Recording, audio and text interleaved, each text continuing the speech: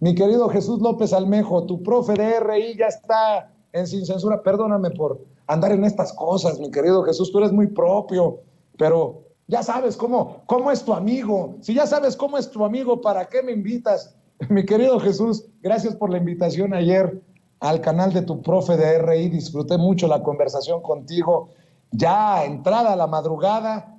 y mi admiración porque la audiencia ahí está siempre acompañándote en tus clases de tu profe de RI. Te mando un abrazo, Jesús. ¿Qué tal, mi querido Vicente? Pues yo muy contento de tenerte en el canal de tu profe de RI y también muy contento de estar aquí en Sin Censura como cada viernes, listos para darle al análisis porque hay tanto que no sabe uno ni por dónde empezar, Vicente. Pues tú me dices por dónde empezamos, mi querido Jesús. Tal vez una breve reflexión, un breve comentario sobre la visita del presidente Andrés Manuel López Obrador a la Casa Blanca a principios de la próxima semana, una cumbre bilateral a la que creo que están al pendiente los mandatarios, los presidentes de toda América Latina, por lo menos, Jesús. Sí, bueno, empezando por ese lado, decir o comentar que finalmente el presidente López Obrador se salió con la suya y que si bien en la cumbre de Los Ángeles, en la cumbre de las Américas, no pudo evitar que Washington desinvitara a Nicaragua, Cuba o a Venezuela,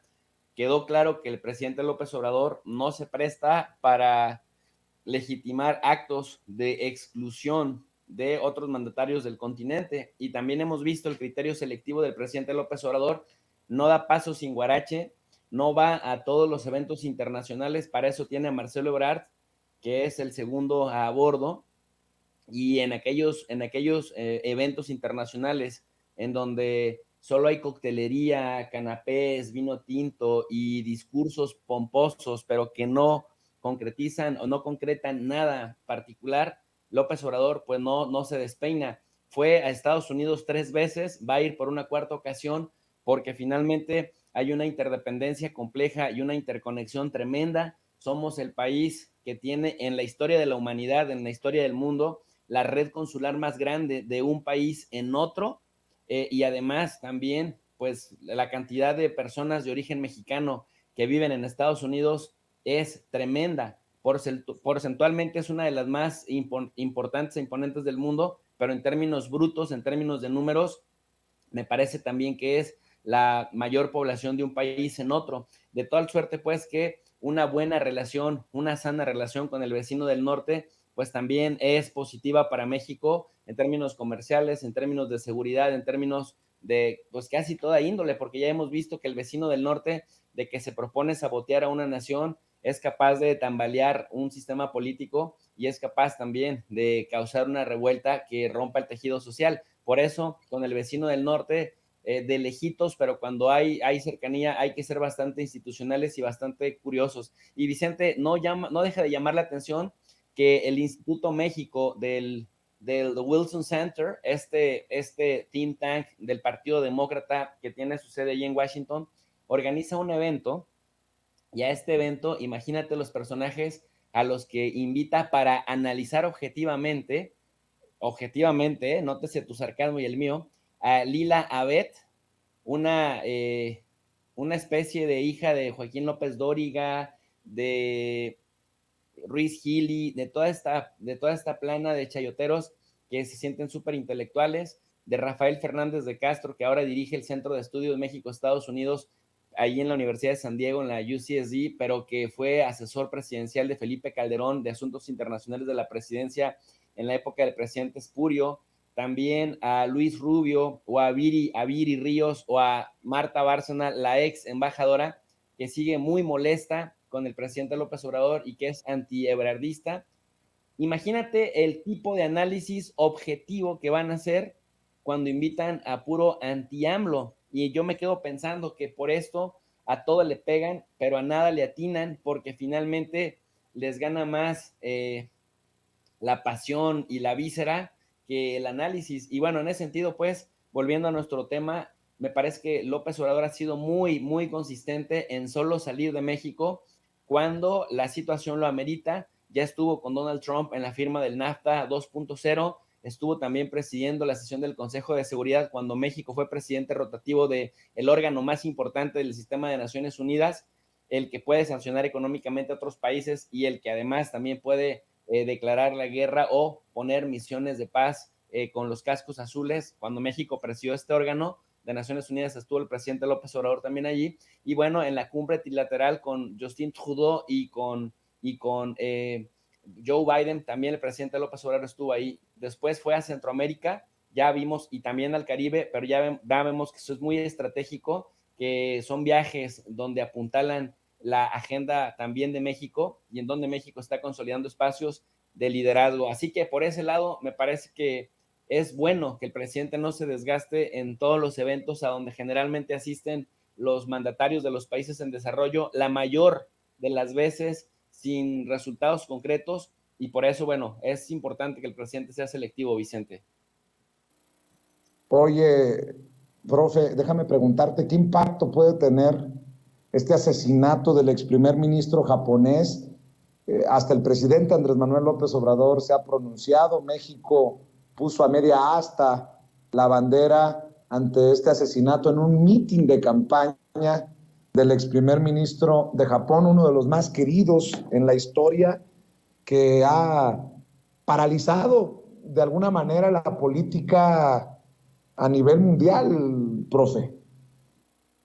Pues mira, a nivel mundial la cosa está muy compleja. A veces la gente dice, qué locura, esto está muy mal, el mundo está trastornándose. Y la verdad, querido amigo, el mundo está trastornado ya desde hace tiempo. Fíjate que pues ahora nos acabamos de enterar del fallecimiento del ex primer ministro de Japón, Shinzo Abe, que Vicente, Shinzo Abe sería una especie de equivalente, guardadas sean las proporciones por las diferencias del sistema político, pero sería aproximadamente como el Barack Obama de Japón, un Shinzo Abe que fue primer ministro de Japón allá por 2006 y 2007, pero luego tenía problemas de salud y algunos problemas también políticos, tuvo que renunciar y con esto se convierte en el primer ministro más joven de la historia de Japón con 52 años de edad cuando accedió al poder. Posteriormente recupera el poder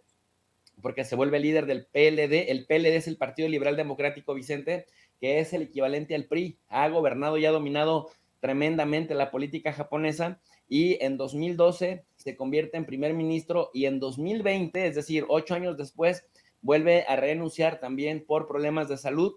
Este señor Shinzo Abe, cabe señalar que tiene o tenía muy buen prestigio por este libreto que se llamaba Abenomics, que después aquí Tatiana Cloutier se lo copió para el concepto de López Obrador cuando lanzaron el PGnomics, nada más para que la gente se acuerde de esto. El Abenomics tenía 3 líneas de actuación, una política monetaria dinámica, una política fiscal y una reforma estructural. La política fiscal era de incentivo para los empresarios japoneses, la política monetaria era para fortalecer la moneda japonesa, el yuan, y también, perdón, el yen, y también, ojo,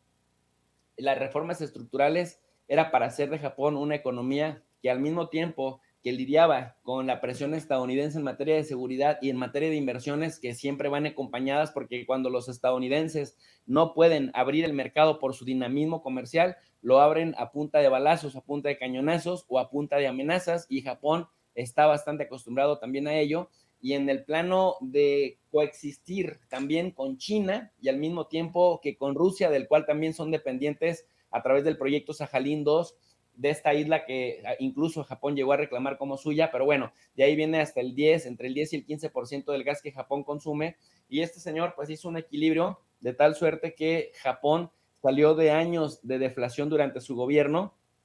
y muchos creían que después de Junichiro Koizumi, el que lo antecedió, no iba a haber otro primer ministro con su solidez, pero la verdad es que Shinzo Abe fue muy sólido. Cuando en el 2020, en plena pandemia, renuncia por problemas de salud, la gente creía que era por la pandemia, pero tenía problemas pues de úlceras, y cabe señalar que ahora que estaba de regreso en la política, el 11 de julio va a haber elecciones parlamentarias, y si hay alguien que fue bastante ganador en la política electoral japonesa, fue Shinzo Abe. Por eso no deja de extrañar, Vicente, porque hay dos hipótesis de quién pudo haberlo asesinado, porque ya sabemos que el tirador, el asesino material, se llama Tetsuya Yamagami, que es un ex militar japonés de 41 años que casualmente, a pesar de que Japón es muy difícil conseguir armas, porque a diferencia de Estados Unidos, las regulaciones son muy estrictas, el señor este ex militar, Tetsuya Yamagami, hizo su propia arma, incluso con madera, la escondió como si fuera una bolsa, como lo que suelen traer los guardias de seguridad de alguien, y desde su bolsita empezó a dispararle a Shinzo Abe, y bueno, decía que estaba furioso con su política, pero hay dos hipótesis. La primera hipótesis es que lo hayan mandado, que este magnicidio sea obra de la mafia yakuza por cuentas pendientes, por un lado, y en segundo lugar está también la teoría de que si no fueron los yakuza, fue alguien dentro del partido a quien le estaba robando protagonismo, porque pues Shinzo Abe era un peso pesado de la política japonesa, Vicente. Así que pues este magnicidio ahorita literal está en boca de todos los medios principales del mundo. Así es, y lo que también está en todos los noticiarios es la renuncia de Boris Johnson, el hombre que tuvo que renunciar en Gran Bretaña, porque hay que decirlo, tuvo que renunciar este personaje, lo que nos lleva a una reflexión que se tiene que hacer del momento histórico que se está viviendo precisamente en el mundo, Jesús. Mira, querido Vicente, eso también es bien interesante. Apenas en el castillo de El Mau, en el sur de Alemania, en los Alpes, se reunieron, tuvieron la cumbre del G7, el grupo de los 7 países supuestamente más poderosos del mundo, Italia, Alemania, Francia, Japón, Estados Unidos, Canadá y el Reino Unido. Y ahí llegó muy bromista este señor y llegó diciendo que era posible o era bueno que se quitaran la camisa para tener el torso desnudo como las fotos de Vladimir Putin, para demostrarle a Putin que eran tan duros como él. Y el mismo primer ministro de Canadá, Justin Trudeau, el wok buena ondita, se rió y dijo, claro, y que nos retraten para vernos tan duros como Putin. Putin les respondió, también muy inteligente, que qué asco le daría ver esas horripilantes imágenes y que les sugería que, uno, dejaran de tomar alcohol, dos, que se alimentaran mejor y tres, que hicieran deporte. Bueno, es tan duro, tan duro, tan duro como Putin, que solamente duró en el un gobierno muy turbulento, conspiró, saboteó, traicionó, quitó del camino a mucha gente. Este señor incluso le cayó como anillo al dedo la invasión de Rusia a Ucrania, porque él ya traía una crisis política muy fuerte, era muy incompetente y muy imprudente, muy políticamente incorrecto por el Partygate, esta violación del confinamiento, y que fue una violación doble porque primero lo anunciamos también aquí en Sin Censura. Primero, el individuo puso un confinamiento muy severo con multas muy altas en la población británica durante el 2020, cuando todavía no había vacunas. Recordemos que el Reino Unido fue de los países más afectados por el COVID en Europa, pero él mismo, a la par de que ponía multas muy caras por el confinamiento, violaba el confinamiento en Downing Street haciendo fiestas, y luego tuvo el descaro de primero negarlo. Cuando ya sacaron videos y audios de su propio círculo interno, tuvo que pedir disculpas, pero decía que eran reuniones de trabajo y él no sabía que se trataban de fiestas. Con ese nivel de descaro le llevaron a un impeachment en el Parlamento,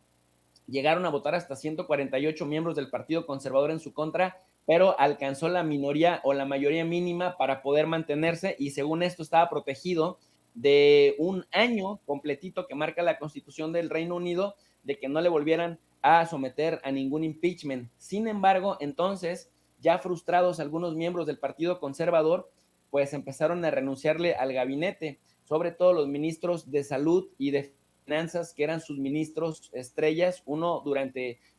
la pandemia, que fue el de Salud, que logró bajar los índices de mortalidad, y el otro que logró sortear la crisis tanto por la guerra en Ucrania de estos meses como de la pandemia. Y entonces eran los ministros estrella. Ellos le piden la renuncia, él no quiere renunciar, renuncian ellos, y cuando renuncian ellos eran como los secretarios o los ministros de gabinete más queridos del resto de ministerios, Y entonces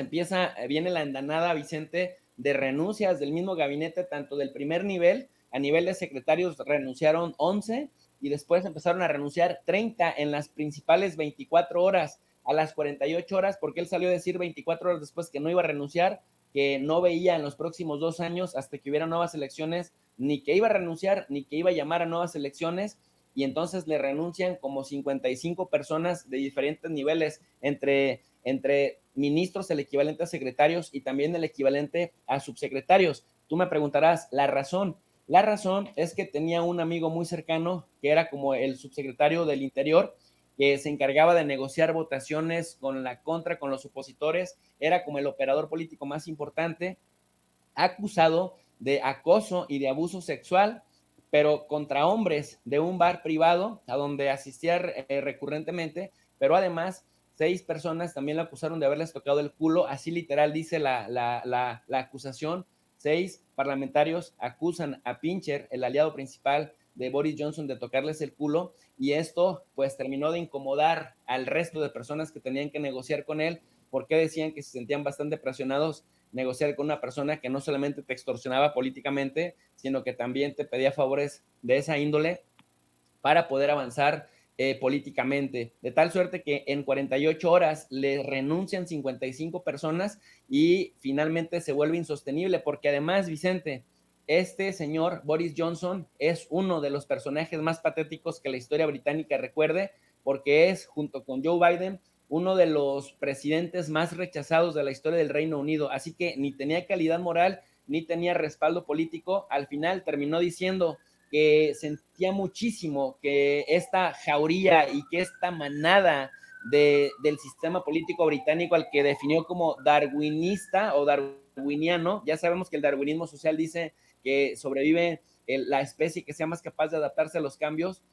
Dice, esta especie darwinista pues hoy me remueve y definitivamente me voy con la frente en alto, porque le hicimos frente a Rusia. Siempre Rusia es el tema ideal de los europeos cuando tienen problemas, es como la bomba de escape, y también porque logramos llevar a cabo el Brexit, pero en realidad el Brexit económicamente está operando mal en contra del Reino Unido. Así que esas son las cuentas magras, oscuras, y puso a la política británica en plena vergüenza, tanto a nivel nacional como internacional, Vicente. Por eso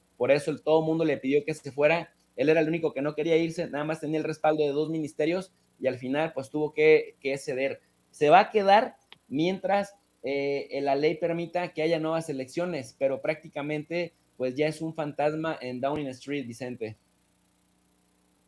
Hablando de vergüenza para cerrar, profe, debería de darles a los conservadores mexicanos, a los de la derecha, a los peones de Claudio X González, criticar las políticas, las estrategias de soberanía energética del presidente Andrés Manuel López Obrador. Ya Joe Biden, en esa misma narrativa, en ese mismo discurso del presidente de México, pide solidaridad a las empresas energéticas, a las petroleras, para buscar frenar esta crisis de los precios de la gasolina en Estados Unidos. Pero ¿qué me dices de lo anunciado por el gobierno de Francia de nacionalizar, o tú me dirás si estoy utilizando bien el término, la industria eléctrica en su totalidad? ¿O de qué estamos hablando? A lo que me refiero es, allá en Francia también le apuestan a la soberanía energética, eso sin contar lo que ocurre en Alemania, que hay reducción, le están racionando a la gente el uso de las energías, todo, por todos lados, por todo el mundo. De alguna manera, la situación le da la razón al presidente Andrés Manuel López Obrador, ya 2 pasos adelante de otros países tan importantes como Estados Unidos y Francia, mi querido Jesús. Vicente, querido, no lo digas así, por favor, porque vas a hacer que los 20 opositores que todavía le quedan al PRIAN se vomiten de coraje, porque ahora están diciendo que no es que Francia haya nacionalizado nada. A ver, te dicen, tenían el 86% el Estado francés y lo único que hizo es comprar el otro 14%, pero no le digas a eso nacionalización, porque aunque se quedó con el 100% de la industria eléctrica, el Estado francés no ha declarado formalmente la nacionalización. ¿Cómo la ves, Vicente? Ya Son no una hayan ni cómo bola de ponerse en contra. cínicos, de sinvergüenzas. Oye, ya no haya ni cómo ponerse en contra del presidente. Ya lo habíamos advertido aquí en Sin Censura hace años, cuando de recién empezaba Andrés Manuel López Obrador a gobernar, que si alguna vez AMLO le declaraba la guerra al dengue, los prianistas eran capaces de ponerse a favor de los mosquitos argumentando violación a los derechos animales, ¿no? Y ahora lo hemos estado viendo. En aquel momento lo decíamos como de broma, pero el tiempo, los años nos han dado la razón y vemos que estos panistas, incluso el diario de Reforma, porque Juan Pardinas, quien lo dirige, es un panista recalcitrante también, de estos que son panistas a todo color, pero que luego dicen que son de centro y son woke progresistas además. Bueno, dicho lo anterior, que tiene todo el sentido del mundo, ves que las calificadoras dijeron que México tiene una economía sólida, aumentaron la capacidad crediticia de México y ahora están diciendo, nada más para que veas el nivel de ridículo. Fíjate, Vicente, aunque el peso mexicano se ha mantenido muy fuerte frente al dólar, a diferencia del euro y a diferencia de casi todas las monedas de América Latina, el peso mexicano se ha portado a la altura de las circunstancias frente al dólar, aunque se haya batido récord en inversión extranjera directa e indirecta. Y recordemos que esto es bien importante porque finalmente quienes estudiaron en Harvard, en Princeton, en Massachusetts, allá en el MIT, de estas prestigious universities, venían y decían, nosotros estamos calificados para gobernar. Estos pseudoeconomistas del CIDE piratones que vivían a costa del erario público, que decían que una buena medida para evaluar si un gobierno era bueno o malo era su capacidad para atraer inversión extranjera y también el fortalecimiento del peso frente al dólar. Bueno, ahora que López Obrador se ha comportado a la altura de las circunstancias, dicen que se convirtió en el neoliberal que por las medidas ortodoxas de la economía que tanto criticaba. Y uno dice, bueno, estos cabrones, ¿qué quieren? Dicho lo anterior también, ahora que el presidente López Obrador ha hecho una política muy inteligente como el garantizar la soberanía energética para México, nacionalizar el litio, impulsar abiertamente una reforma eléctrica que los opositores, por el hecho de que no se pudo tener la mayoría calificada, se pusieron del lado de las empresas y no del lado del pueblo. Ahora que el presidente construye la refinería de Dos Bocas o refinería Olmeca, como formalmente le dicen, y además que se compra Deer Park y que se están restabilizando las 6 refinerías que México tenía ahí medio olvidadas y que ahora pues le están dando celeridad para que México logre pues producir la gasolina que consumimos, porque recordemos que el 70% o más de las gasolinas eran importadas y que la mayoría de esas gasolinas venían de Estados Unidos y que ya vimos que los estadounidenses son medio volubles, lo vimos con el tema de las vacunas y lo vimos con los apagones del año 2021, que de que se les da la gana cumplen con los contratos y de que no se les da la gana pues no cumplen con los contratos. Bueno, el presidente apuesta por eso y los ineptos opositores que tenemos en este país una y otra vez decían, tenemos que apostar por las energías renovables, por las energías verdes. Y ahora que sus ídolos de barro en Europa están pariendo chayotes por el hecho de que se quedaron sin el gas bueno, bonito y barato que les proveía Rusia y sin el petróleo ruso, porque ellos mismos sancionaron a Rusia. Bueno, Francia declara economía de guerra, nacionaliza la electricidad. La economía de guerra significa que el Estado puede intervenir de manera directa en los sectores estratégicos de la industria para garantizar literal electricidad y energía para todas, racionalizándola, por supuesto. Francia, Alemania se suma a Francia, declara también estado de emergencia y con el estado de emergencia declara el gas como un bien escaso y además, siendo Alemania la locomotora que arrastra a la Unión Europea, también presiona para que a través de Ursula von der Leyen, la presidenta de la Comisión Europea, promuevan en el Parlamento Europeo al gas, fíjate Vicente, al gas como energía verde. Ergo, si el gas es energía verde, entonces López Obrador es súper ecologista porque anda promoviendo justamente también la soberanía energética. Y además, que también la energía nuclear, a pesar de que también es contaminante, porque los residuos contaminan el subsuelo y contaminan las aguas pesadas de los mares, también que quedaran como energías verdes. Entonces, prácticamente estamos viendo que este discursito bonito, elegantito, buena ondita, progresista que traen los europeos, se les cae a pedazos cuando la realidad los alcanzan. Por eso decía China, este rollito verde lo único que quiere es a nosotros y a la India también, pues fracturar interrumpir nuestro proceso industrial.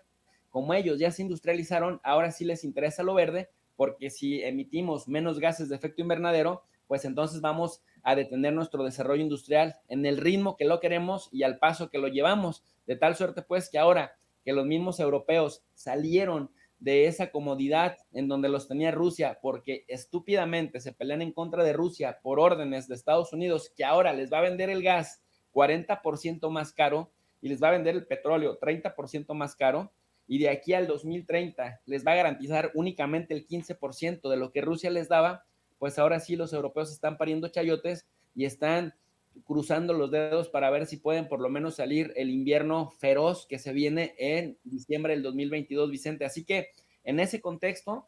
que los opositores vengan y digan que la política económica de nuestro gobierno es un desastre, pues o no saben de geopolítica, o no saben de relaciones internacionales, o no miran las noticias y de lo que está pasando en el mundo, o de plano son muy cínicos y muy descarados, Vicente. Estoy de acuerdo contigo y sobre todo creo lo segundo, descarados, profe. Oye, querido Jesús, se nos queman los frijoles, pero siempre, siempre el amor con amor se paga. ¿Por qué no seguimos invitando a la gente para que te siga, para que se suscriba a tu canal, que esté al pendiente de tus clases? Pues para que no le pase lo que a los panistas y a los priistas que no saben de geopolítica ni de relaciones internacionales, los invitamos al canal de Tu Profe RI, a las clases gratuitas que damos todos los días a las 5 de la tarde y a las 10:30 de la noche en el canal de Tu Profe RI. Y también los invitamos a que se suscriban al canal de Tu Profe RI 2.0, en donde estamos subiendo videos de nuestros viajes en diferentes países, porque queremos convertirnos en sus ojos en el mundo, querido Vicente. Muchas gracias. Te mando un abrazo, profe. Estamos al pendiente y cuídate mucho. Abrazos, Vicente, y felicidades nuevamente por esa intervención en la mañanera. Para arriba y para adelante. Eso, gracias, profe, gracias. Siempre tan amigo el profe Jesús López Almejo. Mi querido Toño.